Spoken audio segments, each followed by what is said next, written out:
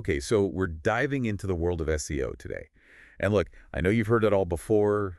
Keywords, links, optimize this, optimize that. Right. Everyone's got a magic SEO trick these days, but it's easy to get lost in the weeds. Exactly. And that's why we're cracking open Chapter 5 of Claiming today. This chapter really gets into the nitty-gritty of SEO strategy, the kind of stuff that separates the pros from the amateurs. It's less about trying to game the system and more about, playing chess with Google. I like that analogy because it's about thinking strategically, anticipating Google's next move, aligning your website with how those algorithms actually work. Okay, so let's talk about these algorithms. Mm. Are we talking some super secret code that only a select few understand? Well, they're definitely complex, but not exactly a secret. Think of an algorithm like a recipe that Google uses to rank websites. Okay, I'm following.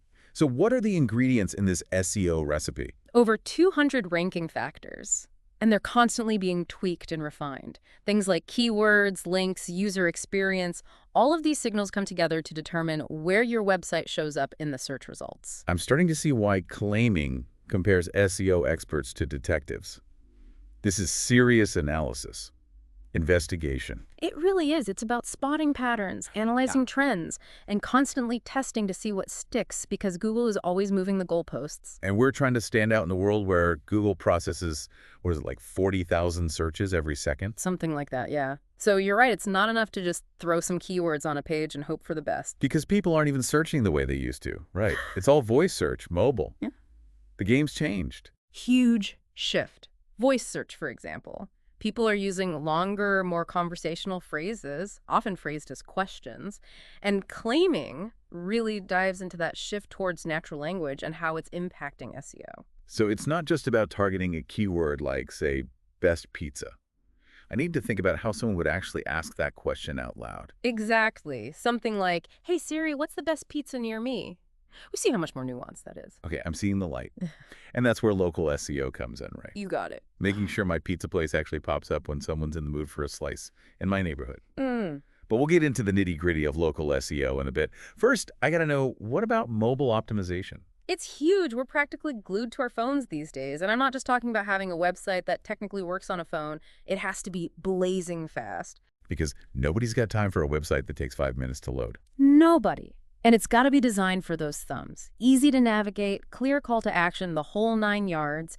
And Claiming goes deep on this. We're talking font sizes, button placements, all about that optimal mobile usability. It's like we have to think about how people are actually using their phones, not just how we assume they are. 100%. It's all about user experience, really, blending that with those technical SEO factors. Creating a website that's not just for the robots, Yeah. but for actual humans. Exactly. And when it comes to reaching those humans, local SEO, it's all about connecting with people searching for businesses in their backyard, that near me search. All right, like in my pizza scenario, I need to make sure my website pops up when someone in my neighborhood is craving a slice. But how does that actually work? Is it as simple as just mentioning my location a bunch of times on the website? It's a little more nuanced than that. Claiming breaks local SEO down into 3 key things. First up, your Google My Business listing. Okay, so that's like my online storefront. You got it. Address, phone number, hours of operation, all that good stuff. Google needs to know my pizza place actually exists in the real world. Precisely. Then you've got those location-based keywords sprinkled throughout your website copy. Best pizza in Chicago, late night pizza delivery downtown, that kind of thing. Speaking the language of someone who's actually in that area. Yeah. Exactly. And then never underestimate the power of online reviews. Claiming actually highlights this stat. 93% of consumers say online reviews influence their purchasing decisions. Wow. That's a lot. So we're talking Yelp, Google reviews, all those places where people share their pizza-fueled experiences. That's the stuff. Positive reviews. They're like social proof. They show potential customers in Google that your pizza place is worth checking out. I see how the pieces fit together.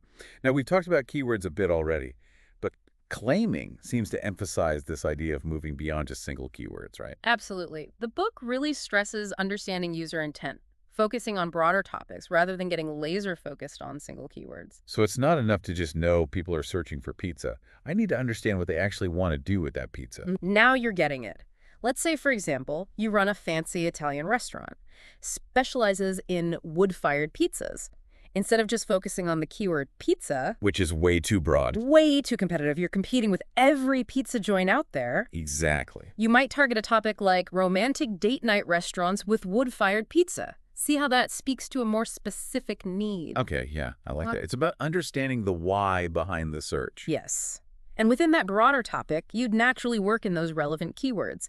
Intimate atmosphere, handcrafted cocktails, authentic Italian cuisine, and of course, wood-fired pizza. So it's less about cramming keywords into my website copy and more about creating content that truly aligns with what people are actually searching for. Now you're talking.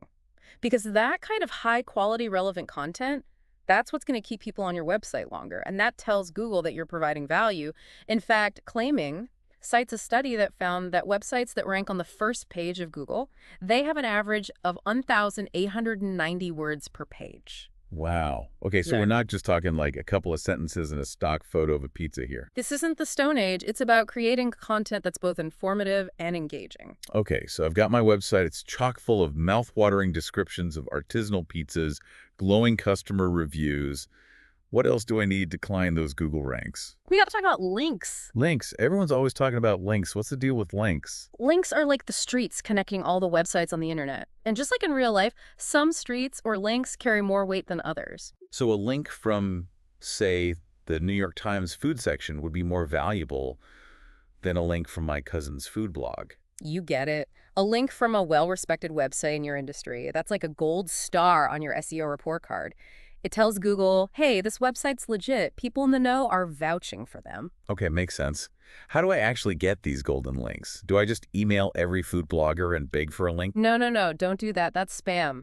And it'll hurt you more than it helps. Okay, so what's the right way to build these valuable links? Claiming is all about earning those links naturally. By creating truly exceptional content that people actually want to share, guest blogging on relevant websites, collaborating with influencers in your niche. You could even create infographics or tools that people naturally want to link to. So I've got to become like the pizza resource, the website that people want to link to because it's just that good. Exactly. And don't forget about internal links. Linking to other relevant content on your own website. Oh, right. So if someone's on my website reading about our wood-fired pizzas, I might link to a page of the history of our wood-fired oven. Or a blog post about choosing the right firewood for your pizza oven at home. Exactly. It keeps people engaged. And it shows Google you've got a well-structured, informative website. You know, this is making me realize all this effort we put into SEO. It's not just about pleasing Google, is it? It's about creating a better experience for the user, too. Now you're getting it. It's not just about keywords and links. It's about understanding what your audience wants. Creating content that truly resonates with them. Designing a website that's visually appealing and easy to use. And speaking of creating a website that people love, Claiming talks about the Container Store, right? They completely revamped their online presence with SEO. They're a perfect example of a company that really got it. They understood the power of SEO, but they also knew it wasn't enough to just slap some keywords on a page. They knew they had to create a great user experience, too. Yeah, I remember reading that their online presence wasn't doing so hot, especially compared to their actual stores. Like, they were lagging behind. Big time. Claiming says they were spending a ton of money on paid advertising just to try to stay afloat, which is not sustainable. So what did they do? They got strategic. First, they hired a dedicated SEO manager, someone to really own their strategy and make sure they were doing everything right. Smart. They needed someone to steer the ship. Right. And they partnered with BrightEdge, which is a big SEO platform, to get access to all the best tools and data. So they were serious about this. Oh, yeah. But here's where it gets interesting. They completely overhauled their approach to content. So they weren't just throwing keywords around. Nope. They did serious keyword research, figuring out what their target audience was actually searching for.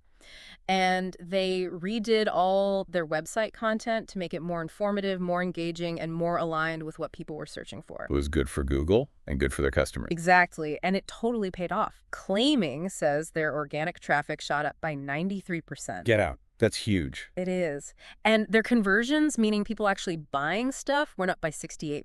Now that's what I'm talking about. Right. But the big takeaway here is this. The Container Store success wasn't just about checking off SEO boxes. It was about understanding their audience, creating a fantastic website, and then using SEO to help people find it. So it's like SEO is the rocket fuel, but you need a solid rocket to begin with. I love that. You said it perfectly. It's not about trying to trick Google. It's about building something that's truly valuable and then making sure Google knows about it. This has been awesome. We've gone from keyword basics to unraveling the mysteries of Google's algorithms. It's a wild world out there. It really is. But the important thing to remember is that SEO is a marathon, not a sprint. It takes time, effort, and constant adaptation. Couldn't agree more. It's all about staying flexible and always learning. So as we wrap up this deep dive into the world of SEO, what's the one thing you want our listeners to take away from this? Don't overthink it. SEO isn't this big scary thing. It's really just about creating a website that people actually want to use and then make it easy for Google to find. Great advice. And if you're listening to this and you want even more SEO wisdom, definitely check out Claiming. It's jam-packed with insights and strategies. It's a must-read. And remember, the best SEO strategy is one that's tailored to your unique business and your target audience. Truth. Thanks for joining us on this deep dive into the world of SEO. We'll see you next time.